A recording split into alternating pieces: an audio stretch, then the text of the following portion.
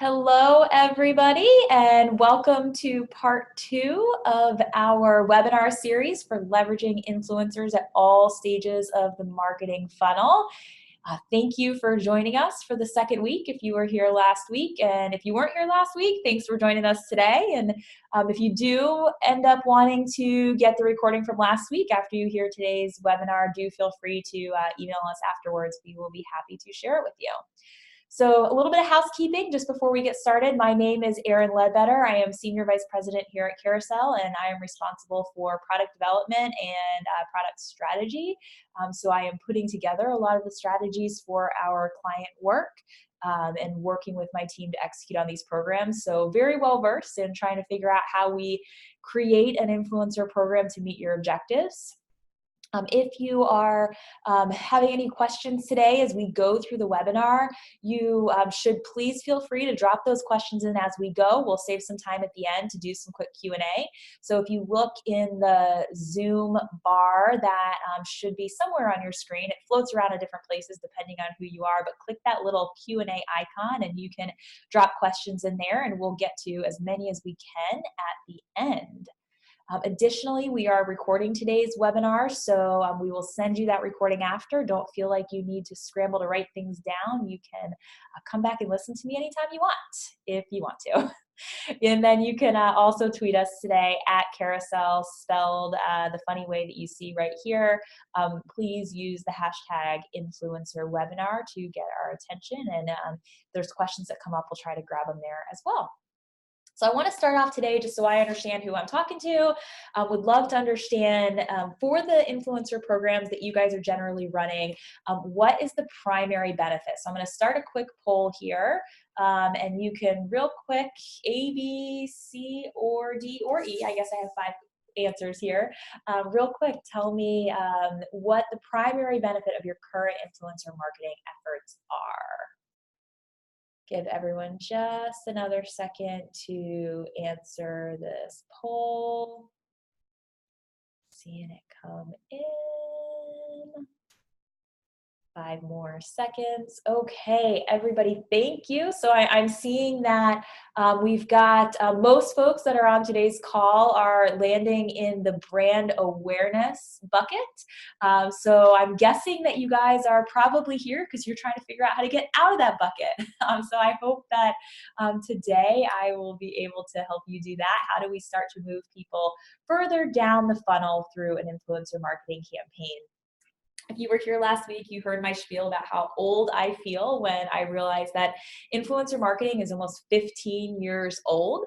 We've certainly, we've had brand spokespeople since the early 1900s in marketing, when marketing kind of really started. But influencer marketing in its modern digital sense is almost 15 years old today.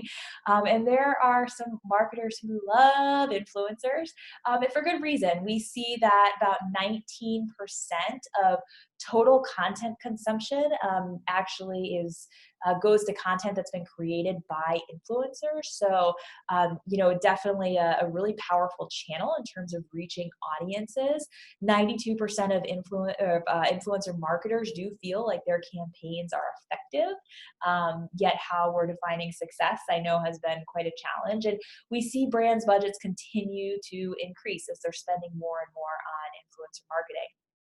We do also hear, though, that the #1 challenge, 75% of marketers saying that ROI is the top challenge for influencer. And so, again, probably why a lot of you guys are here today, if you've been in that awareness space in terms of in your influencer marketing campaigns, and you're challenged to figure out how do we move people further down the funnel with influencer marketing and how do we measure the effectiveness. So we will talk about that. That is the purpose of today's webinar, if I could click. So I do just want to go on a little bit of it's a lecture, but hopefully one that is helpful. We so often have brands come to us and we'll get briefs and they say, I want to drive traffic to my website and the campaign requirements are that you give me 10 YouTube influencers. Well, here's the thing, guys. YouTube influencers are very, very bad at driving traffic to websites. They're great for many things, but driving traffic to websites is not one of them. And the reason being that YouTube as a channel is really built around this rapid content consumption. And if you spend any time on YouTube, you'll see that the channel itself is just constantly feeding you the next video and the next video and the next video. So as users are there, they're usually there to do research because YouTube's kind of seen as a search engine, or they're there for content consumption and this rapid content consumption. So clicking through to websites is not really something that users on the channels do.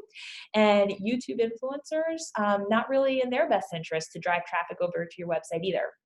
So it's just one example where we're seeing more and more often brands are coming with the tactics and the technology first, when really we've got to follow this methodology that Forrester lays out. We call it POST, and it's really about who's the audience you're trying to reach. And most importantly for today's discussion, what is your objective? And you'll see as we get into today's discussion, we're going to start with the objective and the measurements first, because that's going to make an impact on how your campaign is executed.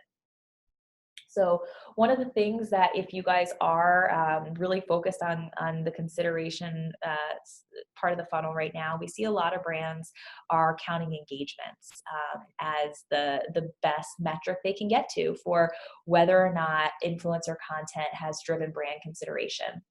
But I'll tell you, engagements is not the right thing to measure. I have some quotes here from Facebook, not because I think Facebook are the most brilliant marketers in the world, but because Facebook, of any media platform in the world, has the most incentive to try to convince us that engagements, a metric that their platform was built on, actually does drive brand metrics. And instead, Facebook is coming out and saying the exact opposite. Their head of data science goes as far to say there is no more chance of predicting actual business outcomes than a random guess if you're trying to correlate engagement data to business outcomes. So if engagements are what you're measuring for your consideration campaigns, I hope today I'll give you some different ways to get there. So real quickly, another poll, just so I understand what we're dealing with everybody that's on the line today. I want you to think about the types of the attribution model that your brand uses for all parts of the marketing mix. So not just influencer, but as a marketing mix as a whole, what type of attribution model do you use? Is it multi-touch, last touch? Is your brand using media mix modeling or something similar? Some people don't know, which is fine, or none, which I find is a common answer as well. Give you guys just a second to get into this. Wow, a lot of you guys don't know. Okay, that's cool. So good news today, I'm going to give you some ways to look at how we drive or how we measure success with consideration campaigns. So maybe you can go and you can be the spearhead for your brand in terms of this measurement. So the reason I asked that question is because the first question I'm going to ask a brand when they come to me and say, well, how are we going to measure success on this campaign? Because brands measure things so differently, I'm going to turn around and say to the brand, well, how is the success of your other marketing channels measured? Because I want to give you as close as I can as possible, some apples to apples way of comparing what you're doing with influencer to the other channels. So you'll see as we develop measurement, and you saw this if you attended the awareness webinar last week, the measurement plans we develop are really designed to get us as close to apples and give you a way to compare and contrast what influencer has done for your brand compared to some others, or to some other marketing channels. So the first one that we'll offer up for consideration is really looking at how an influencer campaign has driven lower funnel activity. And so if you are a brand that has a considered purchase, you're probably very familiar with lower funnel activity. If you're a brand that does not have a very considered purchase, it might not be something you look at very often, but lower funnel activity is going to be things like visiting a key buying page. So maybe it's learn more, or maybe the person has even gone as far to add to cart, but they haven't necessarily purchased. So they might complete a form. They might sign up for your email because you've got some type of 15% off incentive when they give an email address. They might sign up for a free trial. They might download a coupon. Those types of activities are going to be indicators. They're what we call lower funnel activity indicators that this person is seriously considering buying a product from you. I did ask about attribution models though, because we see a lot of brands getting stuck when they are measuring lower funnel activity in this last touch attribution approach. And I have some data that I'll show you later on as we get into the tactical execution, but unfortunately, a last touch attribution model isn't going to show you a very good picture, paint a very good picture of what this influencer campaign has actually done for you because of some difficulties in measurement and because frankly, last touch attribution doesn't capture what the actual customer journey is. And so we really recommend against that as much as possible. If you are a brand that does not have a considered purchase and you're really a brand that's got really great awareness, but we're trying to measure consideration in a different way. I love this example from P&G's Olay brand. So this isn't a campaign we did. This was, I don't actually know who executed it, but I know L2 consulting firm did the measurement on this. So what they did is they looked at the increase or the lift in Google searches for the brand after influencers promoting their Skin Advisor tool on their website were offering discounts on the product that the Skin Advisor gave as your results. And so what they found there is there's a 22% jump in Google searches for the brand. Now, why Google searches? Well, we know that 74% of consumers use search during the consideration phase as they're starting to purchase, as they're trying to research what brand to buy, they're trying to compare different brands or different products. They're really beginning that buying process when they're ready to make the move in search. And so we know that if people are,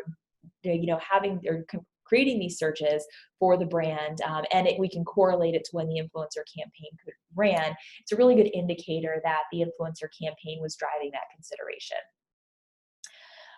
If you attended our awareness webinar last week, I did talk a lot about brand lift studies last week as well. This is we can still do brand lift studies for this consideration phase. And I love these in particular if you're not just trying to drive consideration, but if you're really trying to understand whether your campaign had an impact on perception shifts.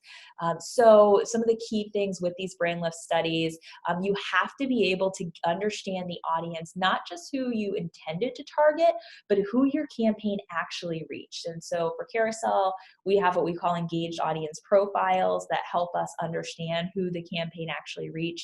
The reason this is so important is because unless you're going to shill out upwards of $500,000 and so you can reach the scale needed and then pay Nielsen to do a study with their panel audience, if you want to do this in a cost-effective way, you have to be able to just simulate the exposure to the content. I mentioned last week a company called Group FZ that we can do this with. There's other companies out there too, but we've found them to be one of the most cost effective, which is why we like them.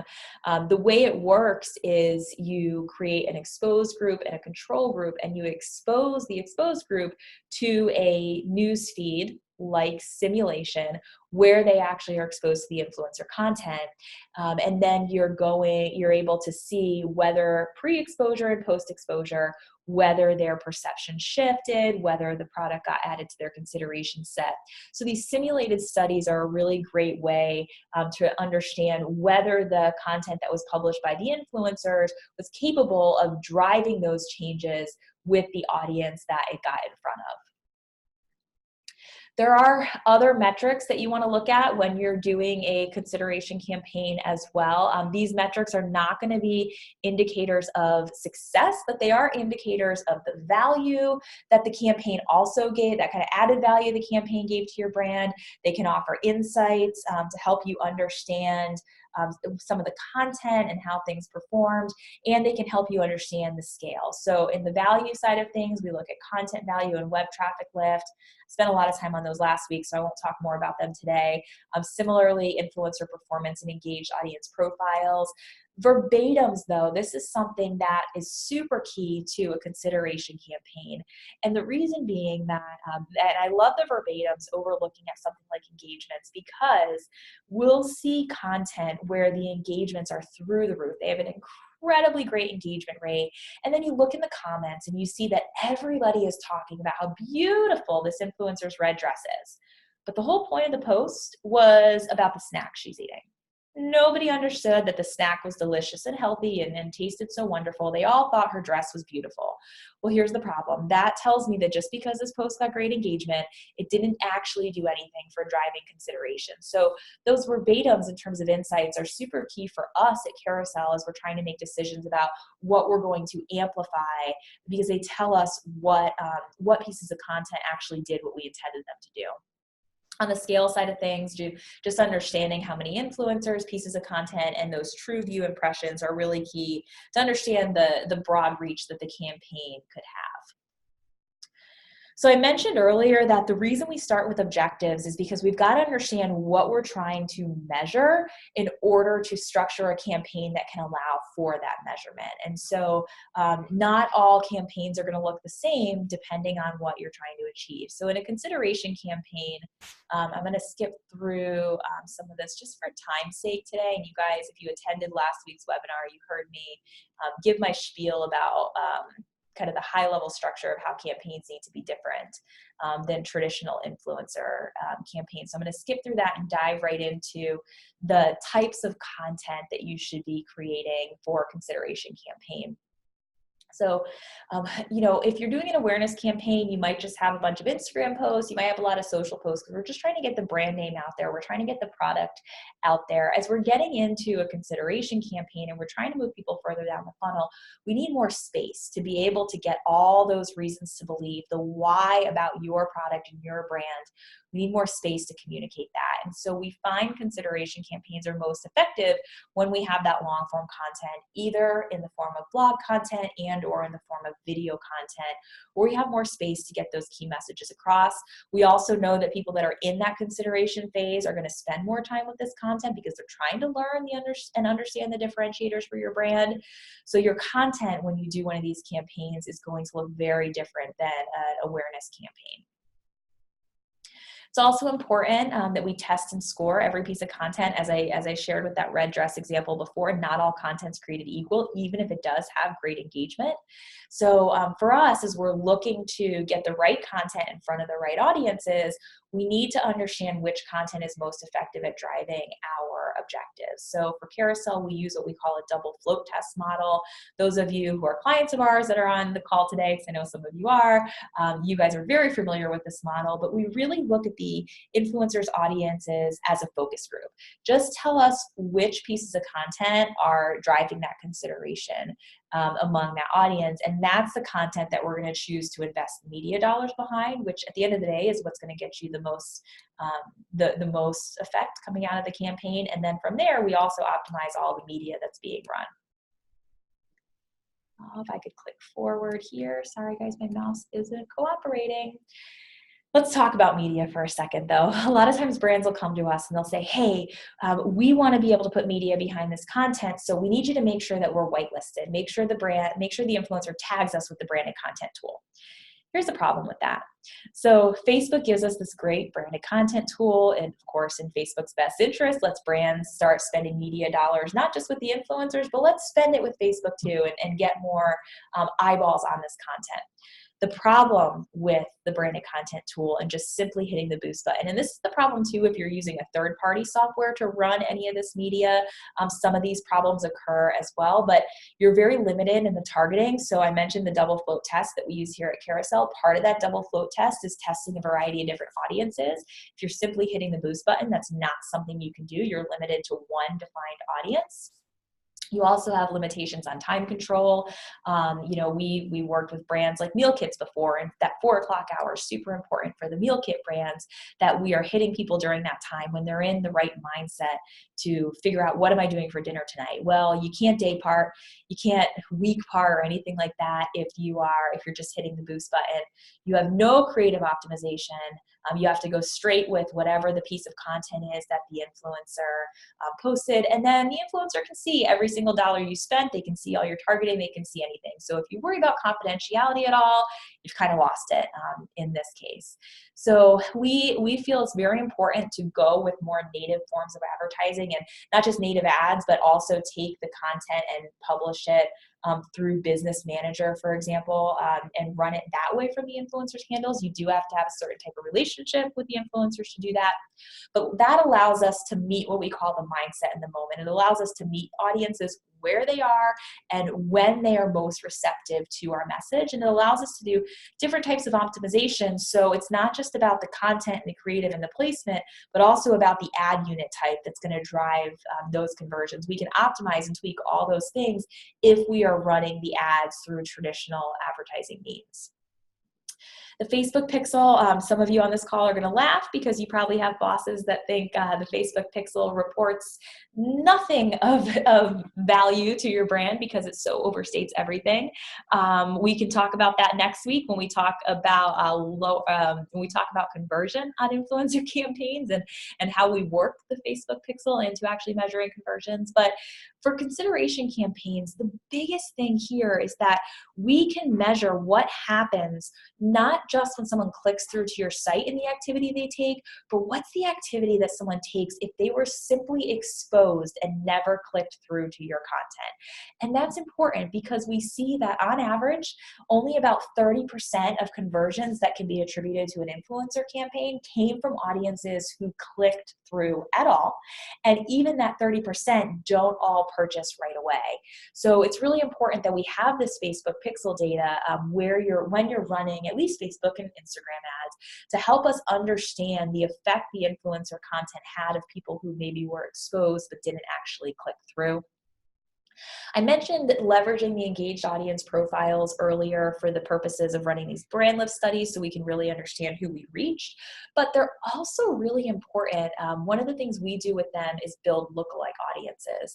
And this is just a machine learned audience that, you can't go into Facebook, for example, and build out a bunch of targeting and choose a bunch of interests and demographics and build them out this way. This is actually Facebook using machine learning to say who looks like these people, and these people are blinded, so we don't even know who they are.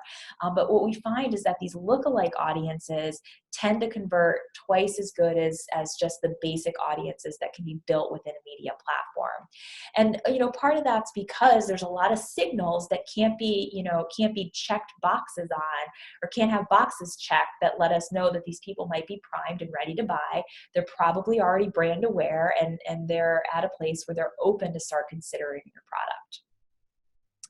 So just to close out today, I want to talk to you guys about how we can move people down the funnel in a multi-flight campaign. So another quick poll, last one of the day. I would like to just understand if you know how many touches it takes for a consumer to become aware of your brand, how many marketing touches for them to become aware to your brand to eventually convert to a new customer. Give you guys just 10 more seconds to call in the back of your mind what the answer is to this question. Awesome. All right. So I see a lot of people saying, I don't know. And then the other most common is 7 to 11. And it's interesting that you guys all landed there because 7 to 11 is actually the average. So if that's where you guys landed, know that your brand is pretty average in terms of the number of touches it takes. And so if we're expecting to just touch people for the first time with some of these consideration focused tactics and actually have them move down the funnel quickly, I just want you to know that's not going to happen. And so instead, what we need to do and what we recommend brands doing is building these ambassador style flights where you can start moving people down the funnel. Our sister company, Ignite Social Media, also does this on the owned side of the business where they're running social ads for brands that move people down the funnel. It's a product they have called Content That Converts. And the way we can do it is very similar. And so this is just an example of what it might look like. For every brand, it can be a little bit different, but you start with awareness driving flights. And so these flights are really designed to break through the noise, introduce the brand or the product to an audience.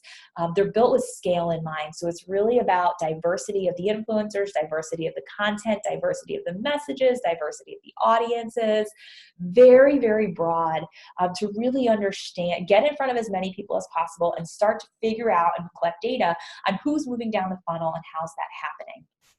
In doing this, we can start to collect the data that lets us build those lookalike audiences. We can run brand lift studies to understand how effective certain types of content have been. And we can start to gather content performance insights that let us know what types of content are starting to get people to pay attention and consider our brand. And then we move into these lower funnel conversion style flights. And so the goal of these conversion style flights is to target those who are likely already aware. We look at things like the engaged audiences and retargeting for that. We might look at fans and friends of fans for your pages. We'll also start targeting competitor fans. And it's really important that the content here shifts into what we call pre-purchase experience content. So it's not just, hey, this brand is great, this product is great for this one reason, but it's really about breaking down all those reasons to believe for people who are comparison shopping. And each of these flights starts to build on each other in terms of the content we're using, the insights we're leveraging, and the audiences that we are targeting. So with that, I'm going to stop here today, and I'm going to give you guys just a couple minutes. We have just a couple minutes left. I want to make sure we end on time. So I'll give you a chance to drop any questions that you might have into the Q&A section here. And then I will pull that up and start to answer some of those questions. So give you just a minute. Here's one that actually came up during the, oh, there's a couple more coming in. Okay, guys, so the first question I have here is there an alternative to the Facebook pixel? My leadership doesn't believe the sales data Facebook gives us. Well, I am not surprised because that is something we hear from clients all the time. Definitely on the sales side of things, I would recommend attending next week's webinar where we're actually going to break down some different attribution models that leverage Facebook pixel data but don't use exactly what Facebook gives us, that are a little bit more believable, and models we've used in the past for our clients. But the thing about the Facebook pixel here, don't report sales to your management team. In this case, we still want to use it because the Facebook pixel gives us insight into how people who were exposed to the content and saw the content but never clicked, the actions they take. They made it to your website somehow. They started getting to those lower funnel pages. We don't want to lose the insight on those people because the data I shared earlier, remember, 70% of people who end up converting from an influencer campaign never actually clicked on a piece of content that had a tracked link on it.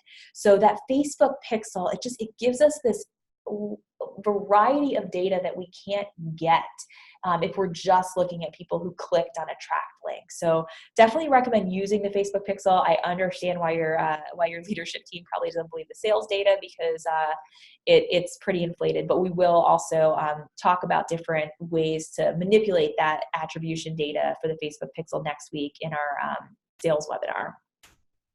So other question here, what other third-party tools can I use for media? Great question. So let's start with social first. So there are a lot of platforms out there that will let you, and they'll call themselves programmatic platforms, and they'll say that they auto-optimize social ads for you. We don't recommend using those. If you, I don't know, we work with Facebook. We have a Facebook rep. We're a preferred Facebook partner. We work with them all the time. Facebook has really turned their platform into a programmatic buying system. And so a lot of these third-party tools that claim that they can get you more efficiency, they can save you time in terms of having to optimize, they really don't, unfortunately, not in any way that Facebook can't do for you today. And the other kind of downside of using those tools is because they're built off the API, they are the last ones to get access to the latest and greatest in terms of targeting and in terms of ad units and things like that. And so at least on the social side of things, we definitely recommend running the ads natively on the platforms on Facebook, Twitter, Pinterest, etc. We never recommend using a third-party tool for that because of the limitations of those third-party tools. The other thing that I had shared with these campaigns is that search engine ads and native ads are going to be really key to campaigns that are driving in this phase, because you want to get people when they're in that mindset. And we know that people in the mindset of comparing and contrasting products, they are doing a lot of research online. They are searching. So search ads are going to be key, and you can run ads driving to influencer blog posts. You can run ads driving to influencer videos, so that long form content. In addition to just your website. So it's great to have that third-party credibility showing up in those ads. And then on the native side of things, there's a lot of native partners out there. We are particularly fond of a company called Rev Content, because they take a programmatic approach, but they also have a lot of different native networks built into their system. And so that's just one company that's out there, but there's a lot of companies out there, both direct native networks that you can work with, and native advertising platforms like Rev Content that can help you get influencer content onto these media sites where your audience is likely doing some research and starting to consider different product options. So guys, it is right at 2:30. I am going to stop here for today. If you didn't get your question answered, do feel free. You can email me, Erin at Carusele, that's ERIN, at Carusele, spelled the funny way that you see up here in the top right corner logo.